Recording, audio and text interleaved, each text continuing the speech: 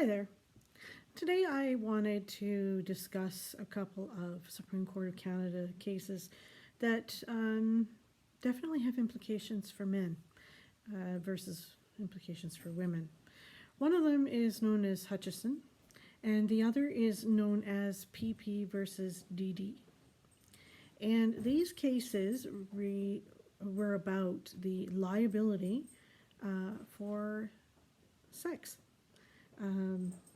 And the basic conclusion it came down to is that the protection for unwanted exposure to unprotected sex is not the same for men as it is for women. Or the other way around. There are consequences for men, not so much for women. So basically what it comes down to is that if you are engaged in sexual activity with a woman and you decide to poke holes in a condom, or you remove the condom and continue having sex with her, you can be held criminally responsible because you have exposed her to the bodily harm of pregnancy. Whether she actually gets pregnant or not, you can be convicted for exposing her assault with bodily harm. The potential, it's there. So that is what the Hutchison case was about. The PP versus DD was a man who brought a similar case where the woman had gotten pregnant when she had told him that she could not, and he wanted her to be held responsible for misleading him, committing fraud, whatever you want to call it. And this is where we discover that the rules are very different depending on whether you're male or female.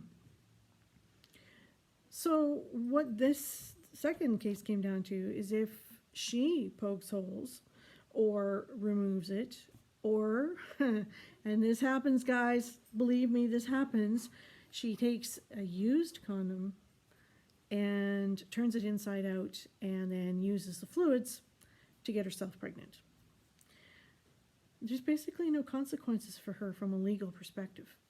She can't be charged with anything because there was no physical harm to the man in what she had done.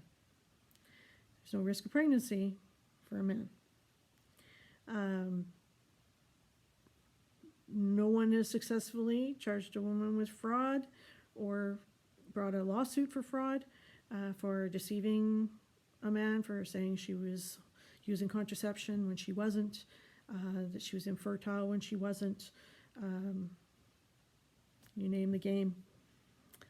The consequences for a man, though, should she get herself pregnant through deceptive means, child support.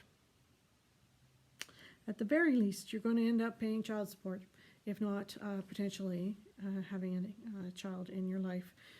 That's a decision you would have to make because, of course, right along with the child comes the mother. So, bottom line, fellas, in Canada, women are not to be trusted, period. If you are going to engage in sexual activity, you need to protect yourself. If you have all the children you want, you don't want children at all, you should seriously consider some sort of more permanent birth control for you, meaning a vasectomy. I have even seen women try to pull off pregnancy with guys who are happy to inform them that they had a vasectomy quite some years ago and are sterile.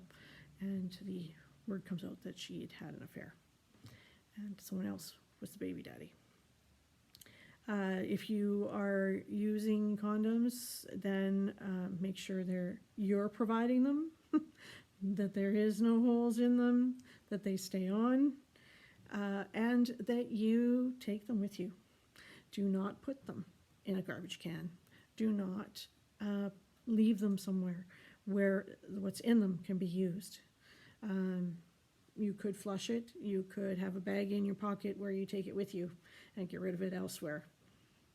You need to do this if you don't want to find yourself on the hook for child support, because it's been known to happen, and it continues to happen, and it will happen in the future. So just a word of caution, guys. Just caution. Have a great day.